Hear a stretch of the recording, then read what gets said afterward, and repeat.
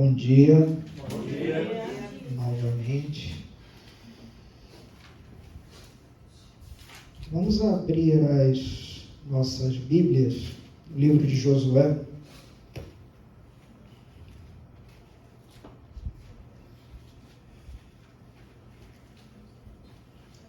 Nós vamos continuar a exposição do livro de Josué, capítulo 7.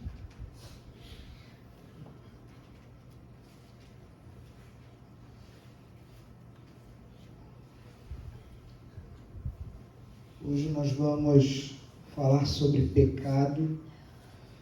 É um assunto que não é um assunto muito popular.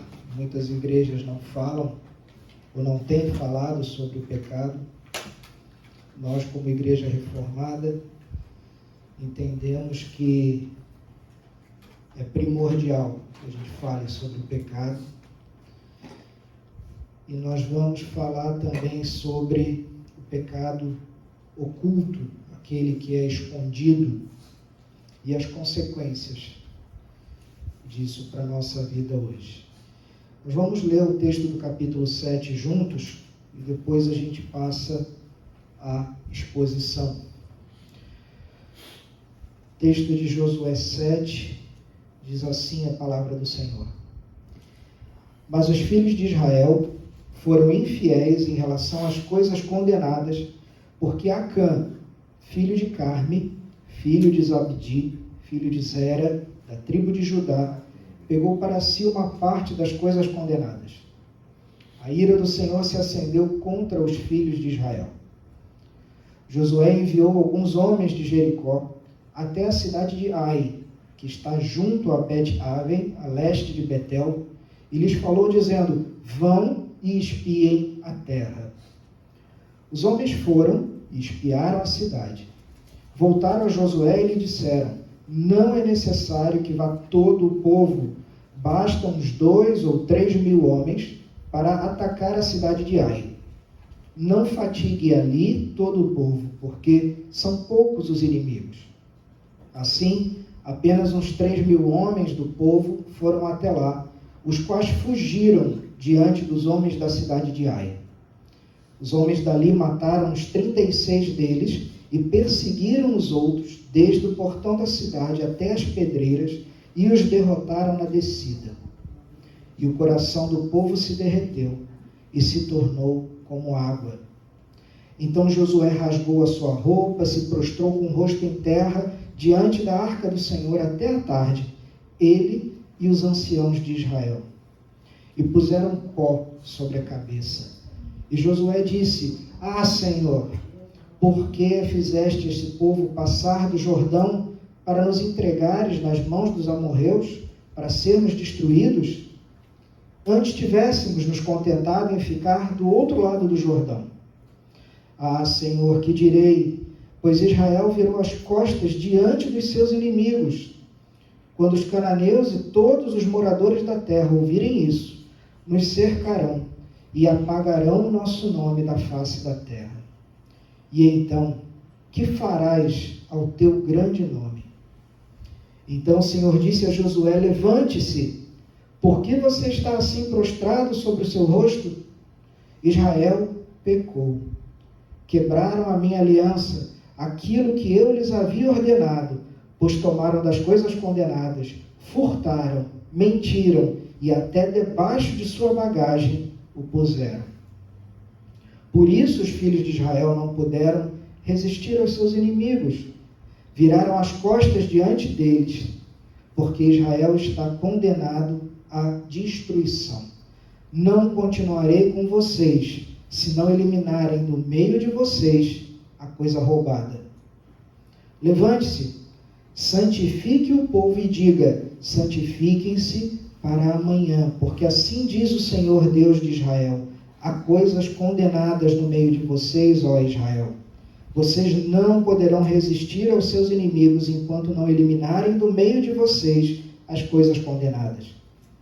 Pela manhã, pois, vocês se apresentarão segundo as suas tribos, e a tribo que o Senhor designar por sorteio se apresentará, segundo as famílias, e a família que o Senhor designar se apresentará por casas, e a casa que o Senhor designar se apresentará homem por homem. Aquele que for achado com a coisa condenada será queimado, ele e tudo o que tiver, porque quebrou a aliança do Senhor e cometeu um ato infame em Israel. Então Josué se levantou de madrugada e fez com que Israel se apresentasse, segundo as suas tribos. E a sorte caiu sobre a tribo de Judá. Ele fez com que se apresentasse a tribo de Judá, e a família indicada foi a dos Zeraitas. Fez com que se apresentasse a família dos Zeraitas, homem por homem, e a família indicada foi a de Zabdi. E fazendo com que se apresentasse a família de Zabdi, homem por homem, o indicado foi Acã, filho de Carme, filho de Zabdi, filho de Zera, da tribo de Judá.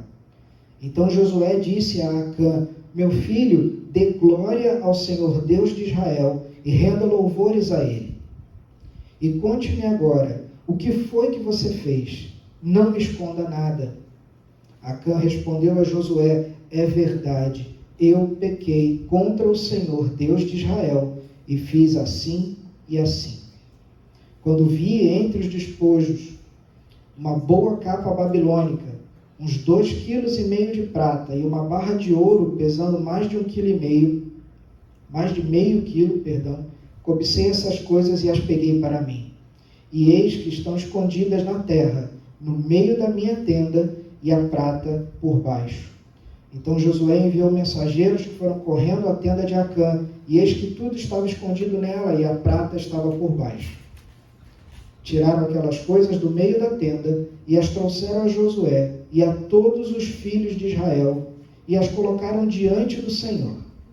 Então Josué e todo Israel com ele pegaram Acã, filho de Zera, e a prata, e a capa, a barra de ouro, os filhos e as filhas dele, os seus bois, os seus jumentos, as suas ovelhas, a sua tenda e tudo o que tinha, e os levaram para o vale de Acor. Josué disse a Acã: por que você trouxe essa calamidade sobre nós? O Senhor hoje trará calamidade sobre você. E então todo Israel o apedrejou, e depois de apedrejá-los, ainda os queimou. E levantaram sobre ele um montão de pedras que permanece até o dia de hoje. Assim, o Senhor apagou o furor da sua ira. Por isso aquele lugar se chama o Vale de Acor até o dia de hoje. Vamos orar mais uma vez? Senhor Deus, nós estamos diante da Tua Palavra, suplicamos ao Teu Espírito Santo que nos dê o entendimento, Pai, que abra os nossos ouvidos, que prepare o nosso coração como terra boa para receber a Tua Palavra e para colocá-la em prática. É o que nós te pedimos, no nome do Senhor Jesus. Amém. Amém.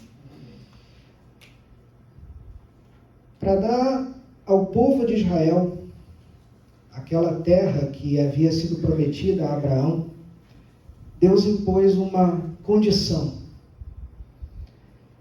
Aquele povo deveria observar todos os mandamentos escritos no livro da lei que foram dados a Moisés.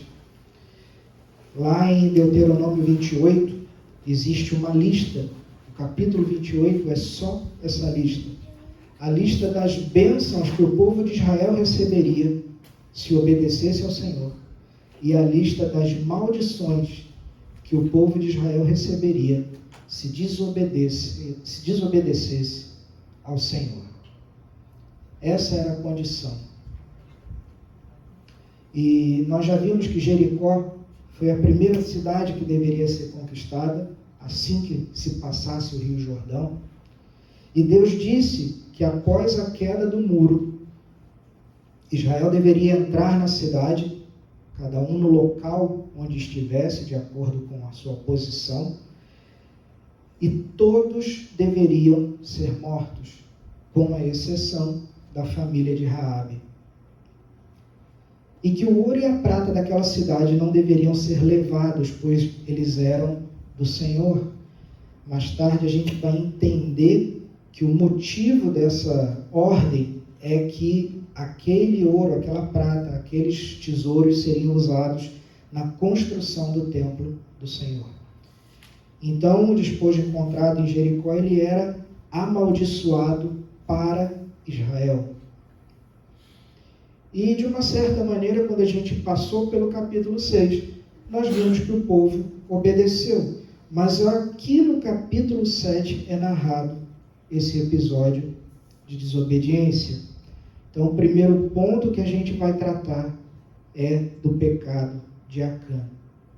E como eu falei antes, falar de pecado é algo impopular, é algo difícil.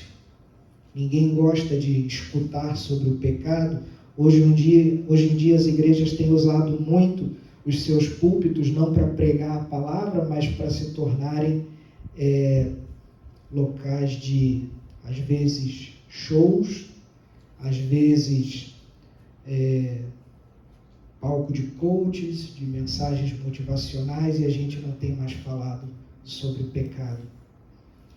Então, um soldado, no meio daqueles milhares de israelitas, resolveu desobedecer a Deus.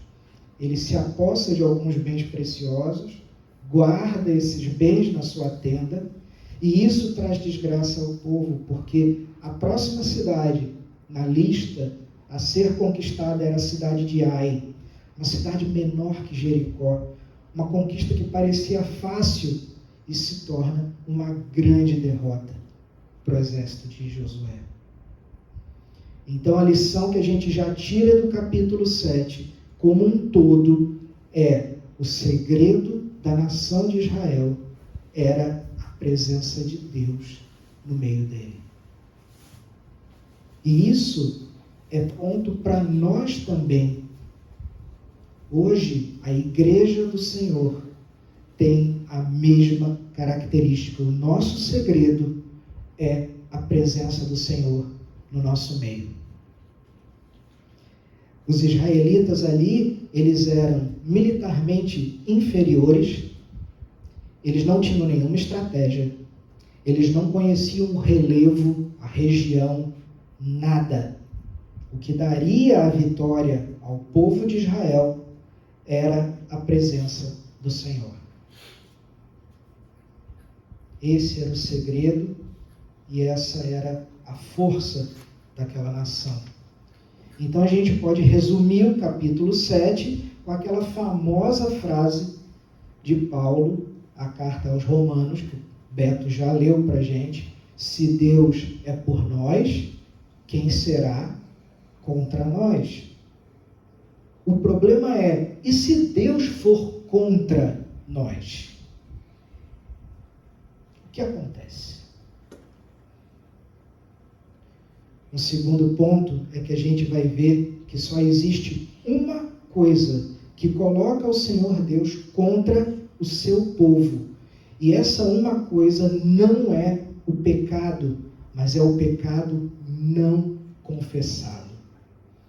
O pecado escondido, o pecado não tratado. Isso coloca o Senhor Deus contra o seu povo. Eu sugiro que a gente acompanhe, escute esse sermão com muita atenção, mostrando e pedindo que o Senhor mostre a nós o que existe no nosso coração. A gente viu tanto no versículo 1 do texto que nós lemos, quanto no versículo 21, a narrativa do pecado e a confissão de Acã. E aqui a gente vê como funciona essa dinâmica do pecado. Primeiro Acã vê alguma coisa, depois ele cobiça essa alguma coisa, ele a toma e por último ele a esconde. Então é dessa maneira que funciona o pecado. Primeiro a gente coloca os olhos onde nós não devemos colocar. Abre a tua Bíblia no livro de Mateus. Nós estamos lendo nas nossas leituras diárias, devocionais, o livro de Mateus. Abre o livro de Mateus no capítulo 5, por favor. Capítulo 5 do livro de Mateus, ele está bem no meio do Sermão do Monte. No capítulo 5, eu queria que você fosse até o verso 29. Mateus 5, verso 29. Nesse ponto específico, o Senhor Jesus está falando sobre o adultério.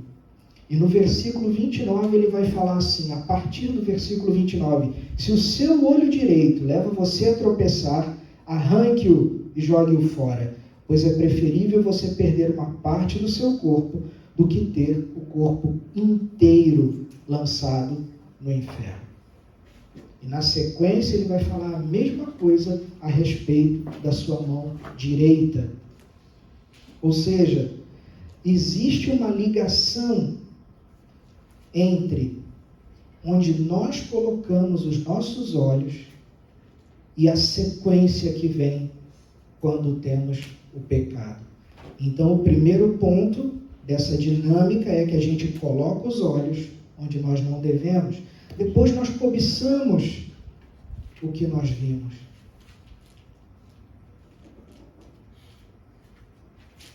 Em seguida, a gente dá um jeito de tomar aquilo ou praticar aquela coisa. E por fim, a gente vai tentar esconder. Por que eu falo tentar? Você já está aí no livro de Mateus, no capítulo 5. Vai até Mateus 10. Esse mesmo texto que eu vou ler, ele está em Marcos 4 e ele está em Lucas 8. Mas, vamos lá, Mateus 10, versículo 26. Mateus 10, versículo 26 diz assim: portanto, não tenham medo deles, pois não há nada encoberto que não venha a ser revelado, nem oculto que não venha a ser conhecido. A sua tentativa de esconder coisas de Deus é inútil, porque a palavra vai dizer que não há nada escondido, encoberto, que não venha a ser revelado e conhecido. E é interessante, por que a gente tenta esconder? Porque existe algo na nossa consciência que nos acusa. Porque se não fosse assim, não haveria uma tentativa ou uma necessidade de esconder. Então, algo, e o Beto já pregou sobre isso para nós em Romanos, algo na nossa consciência nos acusa. É por isso que é dito que nenhum homem é inocente. Ah, mas eu nunca escutei a palavra do Senhor, eu nunca soube da existência de Jesus Cristo. A lei de Deus, ela foi colocada no coração de cada ser humano. Existe algo na consciência de cada um que nos acusa quando fazemos algo errado. E o que acontece depois do pecado?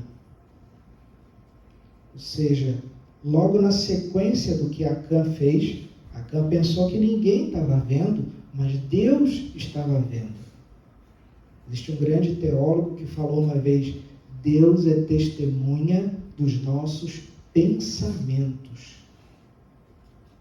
Deus sabe o que eu penso antes que eu realmente pense.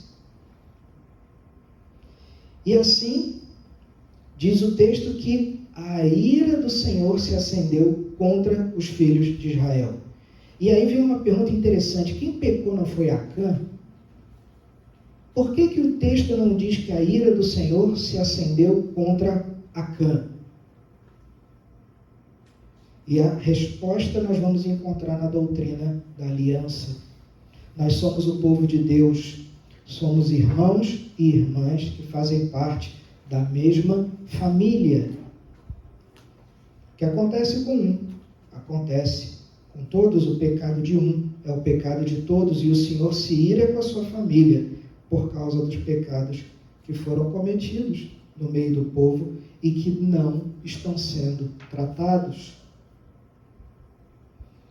A ira de Deus se acendeu contra a nação por causa de um homem. Quando alguém peca e esconde o seu pecado, ele pode pensar que não está acontecendo nada. Mas isso vai afetar o seu cônjuge, isso afeta seus filhos, isso afeta a sua igreja, isso afeta seu local de trabalho. Todas as pessoas ao seu redor, ao nosso redor, são afetadas. O pecado do salário é a morte. E a gente não pode fugir de Deus. Então, depois do pecado, depois vem a derrota, logo na sequência da desobediência. A gente leu no texto, Josué não sabia o que estava acontecendo, ele junta um grupo de espiões e manda fazer o reconhecimento da cidade. Cidade pequena, totalmente desprotegida, no alto de um morro, facilmente conquistada. E ele fala o seguinte: olha, não precisa nem mandar o exército todo, manda um batalhãozinho. Interessante que é o único lugar e o único momento onde Josué não consulta ao Senhor. Ele não vai à presença do Senhor na Arca da Aliança, ele não pergunta, ele não consulta o Senhor, ele subestima a situação e manda um batalhão de 2.000, 3.000 homens. E para surpresa de todos, os homens daquela cidade lutam de uma maneira absurda, derrotam os israelitas e eles perdem 36 soldados. Tudo por causa do pecado de um homem. O povo perde o ânimo, ninguém entende como eles haviam conquistado Jericó do jeito que era aquele desafio e agora eles estavam derrotados. E o Senhor está virado com o seu povo. E se ele está irado com o seu povo, a derrota vem até de uma cidadezinha como Ai, pequena e desprotegida. E a gente viu na sequência do texto, Josué se desespera. Ele não sabia o que estava acontecendo, não sabia que Deus não estava mais com o seu povo, e ele fez o que ele podia fazer. Ele rasga suas vestes, cobre a cabeça de pó, que era costume dos povos no Oriente, para se humilhar, chama a liderança, se coloca diante da arca do Senhor, ele chora, ele lamenta, ele grita diante do Senhor e diz: Senhor, se as coisas forem dessa maneira, é melhor que nós tivéssemos ficado do outro lado do rio. Por que o Senhor nos conduz para cá? Para que nós morramos nas mãos desses homens. E a oração de Josué, ela é muito parecida com a oração de Moisés, quando Moisés fala ao Senhor: Senhor, se o Senhor não for conosco, é melhor não irmos. Se a tua presença não estiver conosco, não adianta. Existe realmente uma preocupação genuína, tanto na oração de Moisés, quanto na oração de Josué, com relação à glória e ao nome do Senhor. Isso é uma aplicação para nós hoje muito importante. Eles se preocupavam com a glória e o nome do Senhor, porque eles falavam: o que os inimigos do Senhor vão dizer do teu nome, Senhor? Porque vão dizer: o Senhor trouxe esse povo, fez eles passarem ao Mar Vermelho, fez eles passarem ao Jordão, e agora parece que a força desse Deus acabou. E como o texto fala, foi dado motivo aos outros povos de zombarem do nome do Senhor. Deus preza acima de tudo a sua glória e o seu próprio nome.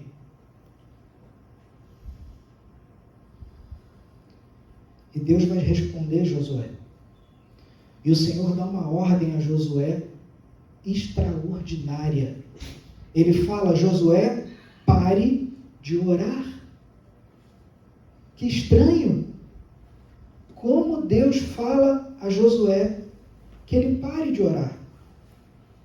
Só existe uma outra passagem na Bíblia Sagrada inteira onde Deus manda alguém parar de orar. Está no livro do profeta Jeremias, e ele fala assim ao profeta: mas tu não deverás orar por este povo, nem levantar por eles clamor nem oração, porque não os ouvirei no tempo em que clamarem a mim, por causa da sua calamidade. Jeremias 11, verso 14.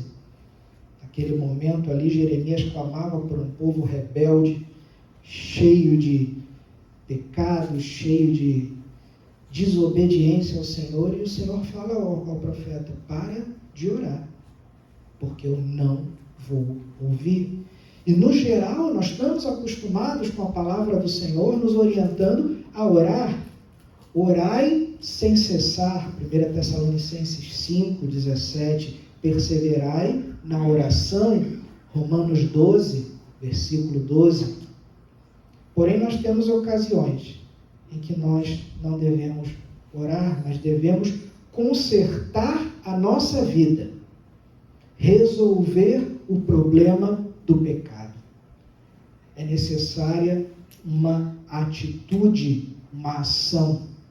A oração não substitui quebrantamento, santificação, arrependimento, restituição e, se possível, reconciliação. Eu vou repetir.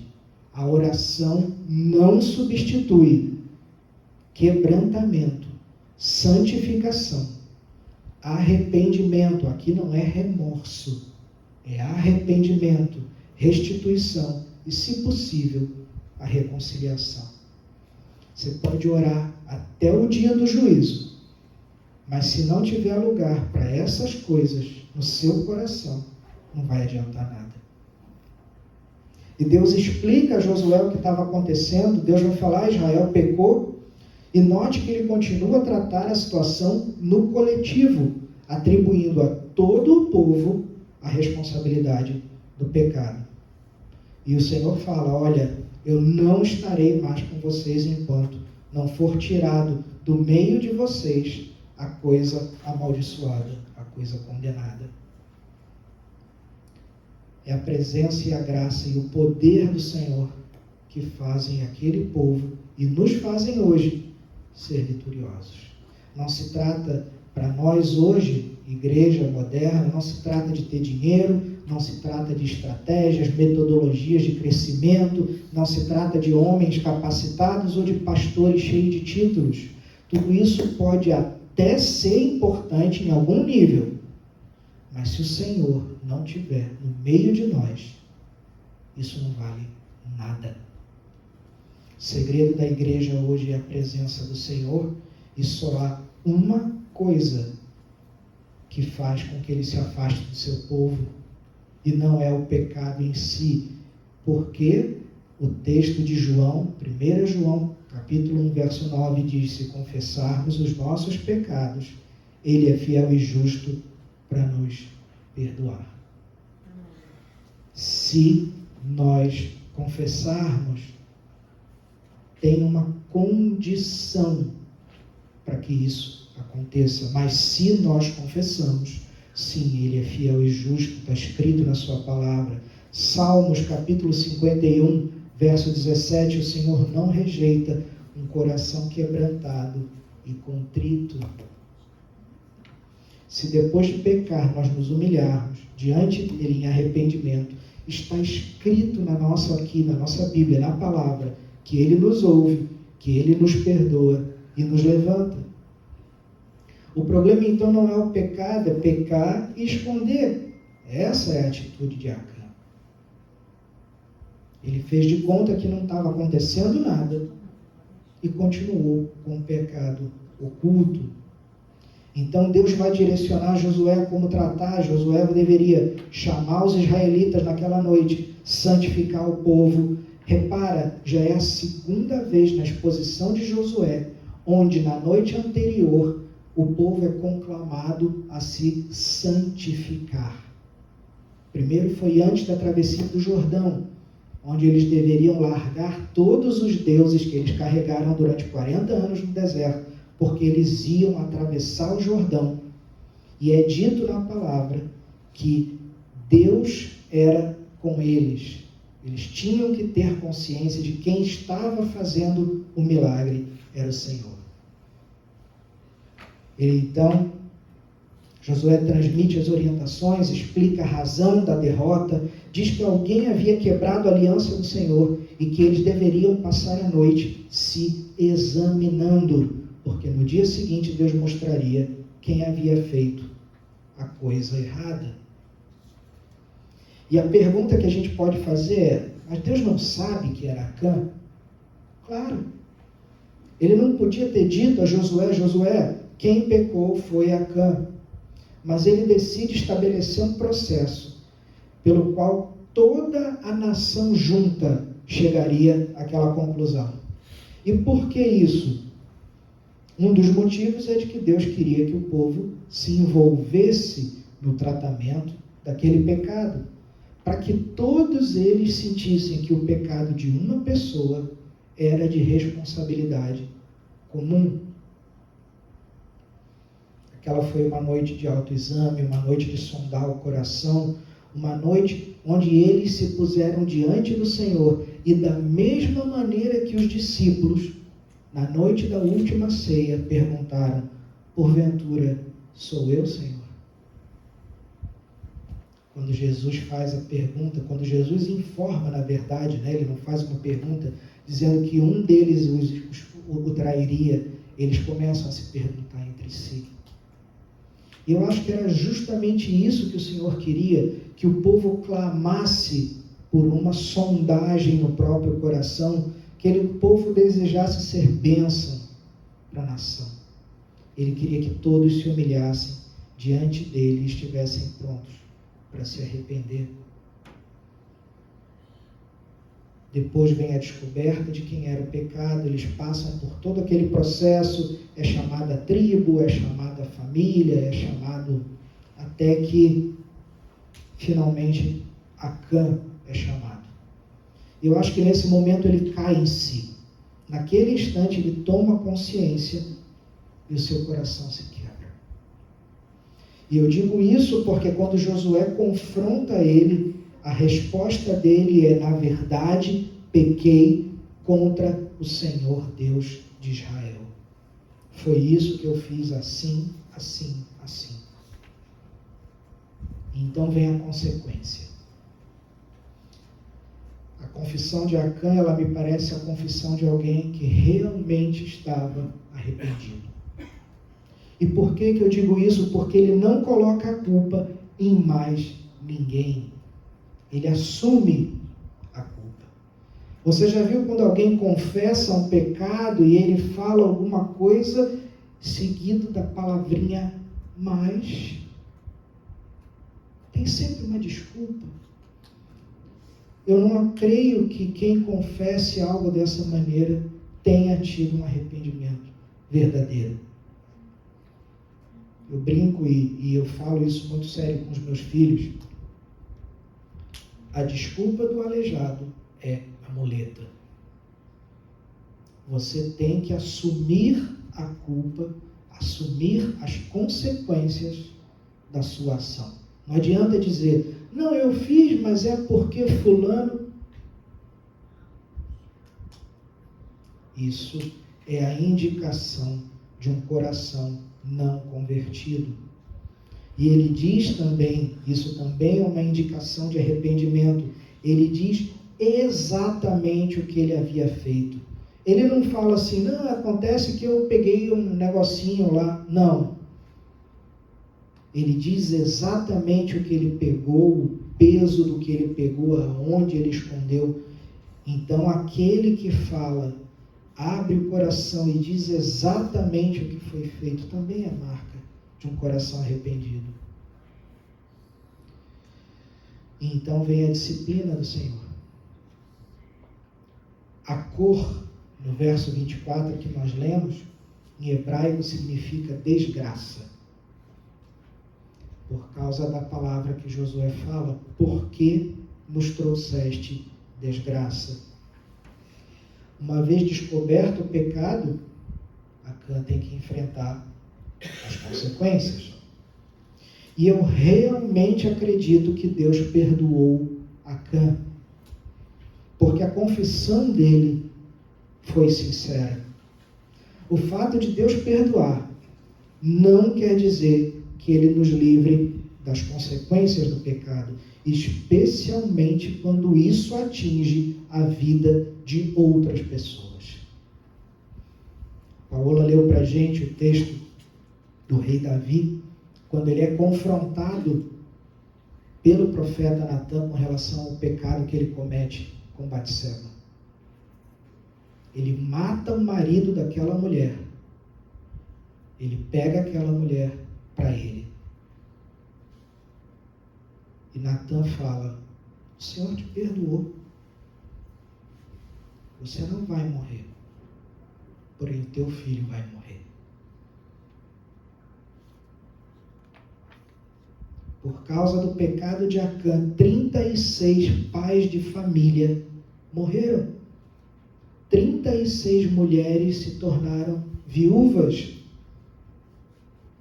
Quando a gente lê a Bíblia, a gente se dá conta do que era uma viúva no tempo do povo de Israel. No tempo de Jesus já era um troço absurdo, uma mulher que era realmente largada, não tinha como se sustentar, não tinha como trabalhar. Imagina no tempo onde eles estavam no deserto. Uma pessoa que foi apanhada em pecado pede perdão, nós perdoamos, e já falamos uma vez sobre isso, porque nós fomos perdoados de algo imperdoável. Não existe a possibilidade de nós não perdoarmos. Quando nós nos damos conta que recebemos o perdão, nós precisamos estender o perdão. Mas isso não significa que a pessoa não deva ser disciplinada e corrigida. Não significa que ela não tenha que restituir aquilo que ela tomou ou que ela destruiu. Não existe um passe livre. Não existe aquela desobrigação de reparar o erro.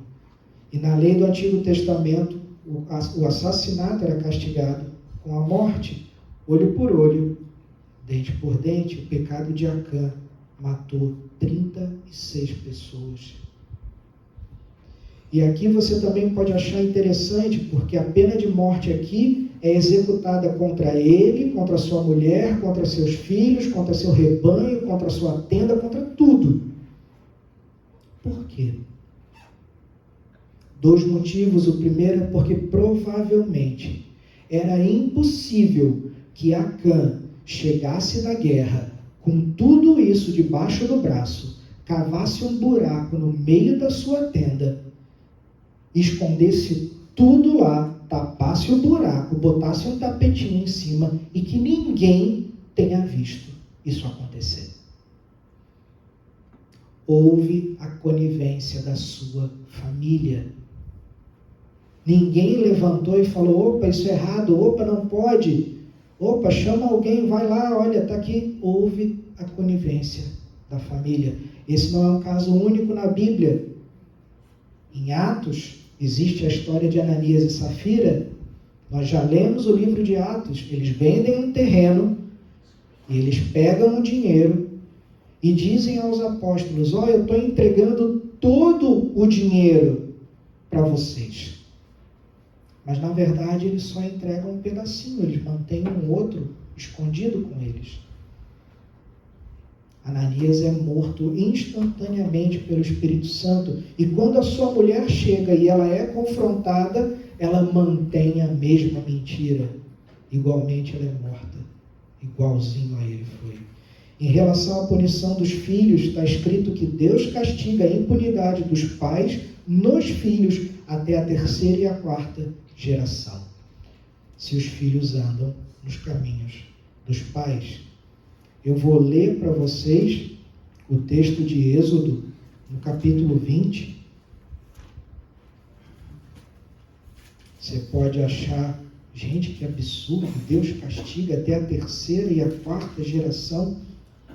No capítulo 20 de Êxodo, são expostos os 10 mandamentos, e a partir do versículo 5, diz assim: não adore essas coisas, Deus está se referindo às imagens e às estátuas, nem preste culto a elas, porque eu, o Senhor seu Deus, sou Deus zeloso, que visito a iniquidade dos pais nos filhos, até a 3ª e a 4ª geração daqueles que me odeiam,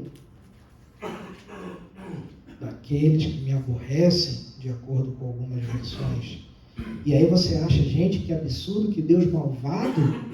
E aí você lê o versículo 6, logo na sequência: mas faço misericórdia até 1000 gerações daqueles que me amam e guardam os meus mandamentos.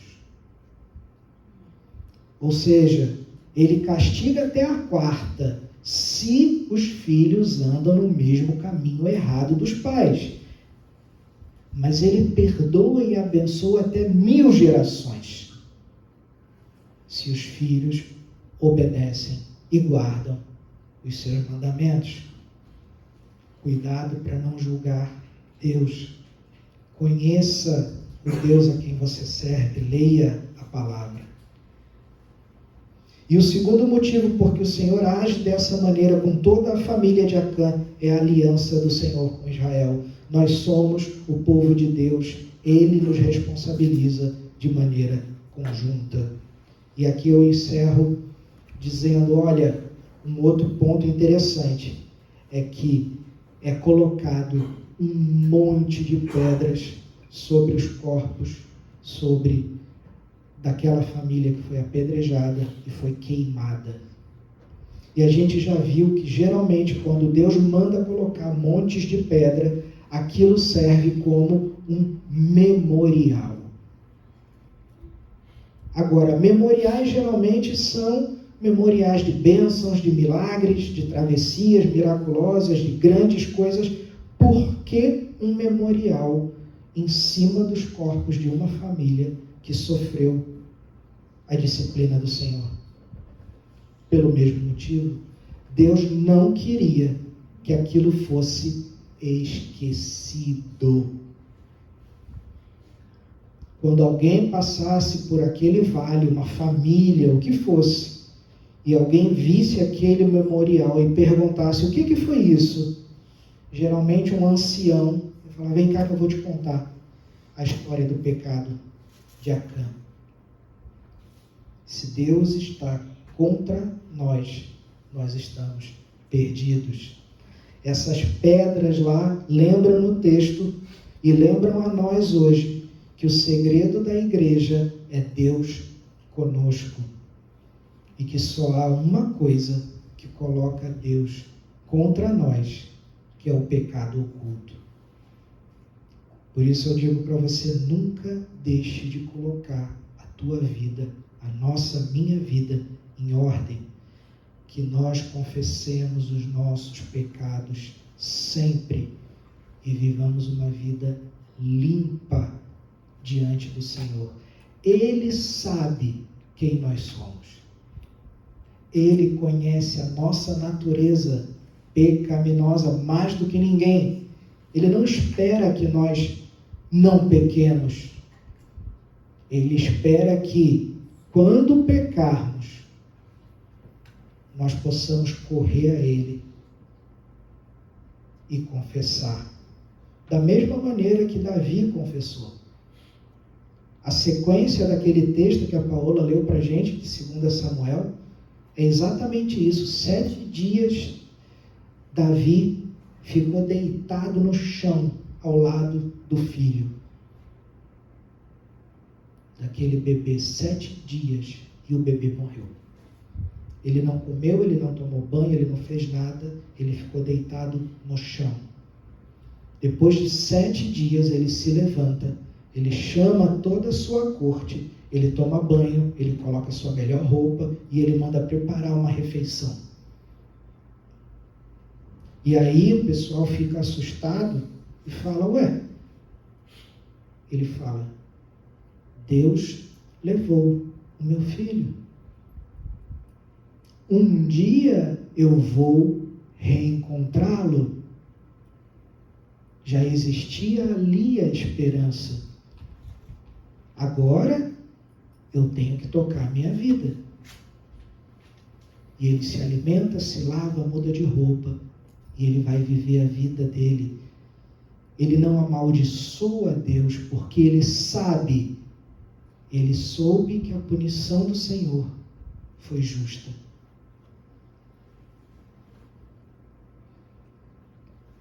A gente não sabe até onde aquelas pedras permaneceram, a gente sabe que elas não existem mais, mas essa história está na Bíblia exatamente pelo mesmo motivo, para que a gente não se esqueça.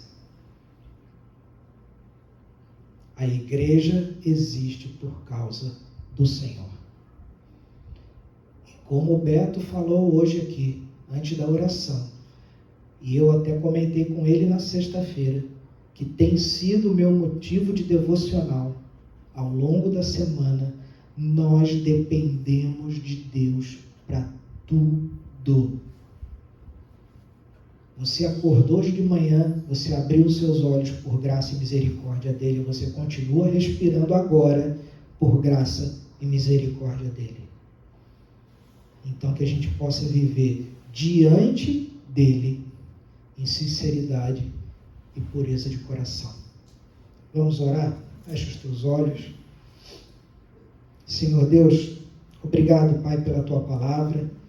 Obrigado, Senhor, pela tua graça, a tua misericórdia. Obrigado pelo teu amor, pelo teu perdão conosco, Pai. Obrigado, Senhor, por tudo que o Senhor nos dá. Até mesmo aquelas coisas que nós achamos ruim e que muitas vezes não entendemos. Nós te agradecemos, Pai. Te agradecemos pela tua igreja, pelos irmãos amados aqui. Pedimos, Senhor, que o Senhor perdoe os nossos pecados, mas pedimos antes de tudo, Pai, que o teu Espírito Santo sempre venha a nos constranger, a nos acusar daquela maneira santa que o Senhor usa, que o Senhor nos convença e nos mostre o nosso pecado e que nós possamos correr ao Senhor e confessar todos os nossos pecados.